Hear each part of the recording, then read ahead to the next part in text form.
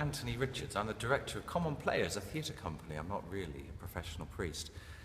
I worked with, the Common Players worked with the people of Crediton to help them research their history of what was happening in Crediton in the war 100 years ago.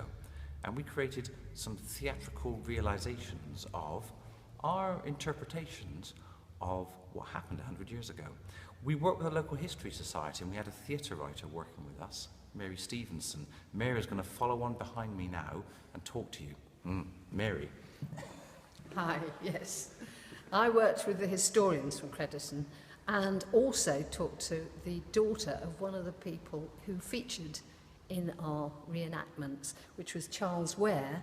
He was 14 when he enlisted. His mother found out and dragged him back. He then managed to enlist again when he was 15, and he actually got to the front. It was fascinating learning about the people, the real living people from Crediton. Another one that really took my interest was Amy Montague. There she is down there, look. And she was one of the, if you like, the movers and shakers of Crediton at the time. And Laura was playing her. Laura's quite a shy lady as an actress, but of course as Amy Montague, she was quite feisty. So, Laura, what did you do? Well, I was Amy Montague, and I loved the part. She's bossy, she's persuasive, and she's a campaigner. And there were similarities, shall we say. So what we did with these characters from history was to get actors to represent them. These aren't the real people, but we've obviously put them in costumes of the period. Now, what do we do with them? Because it wasn't good enough just to put people in costumes and get them wandering around. We wanted to replay some of the dynamics that were going on then in society and amongst the people of Crediton. So we looked into their stories and we found out what connections they had, what were some of the tensions between them, and we got them to replay some of those dialogues that they might have had 100 years ago outside in Crediton in the market square, which was somewhat puzzling to the general public of Crediton who were wandering around trying to buy their sausages. They would overhear Amy Montague trying to get people to sign up and join the movement that she was campaigning for. We would see John Visman talking to his wife Gladys about the fact that he was a German man, but living in England, he chose to fight for the British side, and that led to some domestic situations between them. We had the ghost of Stephen Dimes.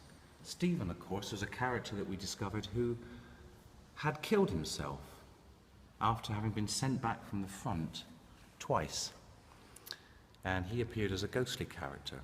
So the people of Crediton were learning about their history through encountering these people, played by actors, 100 years later. That's why we called it Echoes of Wartime.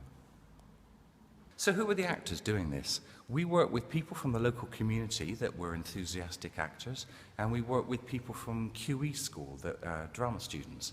And we spent 6 months learning improvisation skills and applying those to the characters that we were unearthing along with the History Society. And after that period of time, we were able to present the show in the town square. We were really lucky to be supported by the people of Crediton, and that came through the town team that supported us, and also a local group of accountants called Wortham Jakes. On top of that, of course, we were very grateful to the Heritage Lottery Fund, who gave us some significant sponsorship to enable the costs to be covered. And they also contributed to a potential future of this project, which was to develop relationships between Crediton, a small town in the southwest of England, and twin town in France, Avranches, and, interestingly for us with a British perspective, a town called Fulda in Germany. All of them have stories similar in many ways to the ones that we discovered in Crediton, and our ambition is to work over the next 2 or 3 years with those towns to create a new theatre performance with music, which can be widely accessed by lots of people, so we can come together and say, what are the stories we shared through the experience that we went through 100 years ago? as opposed to the things that divided us. Because the reality of life for many people in small towns in our countries was very similar, whoever we were fighting for.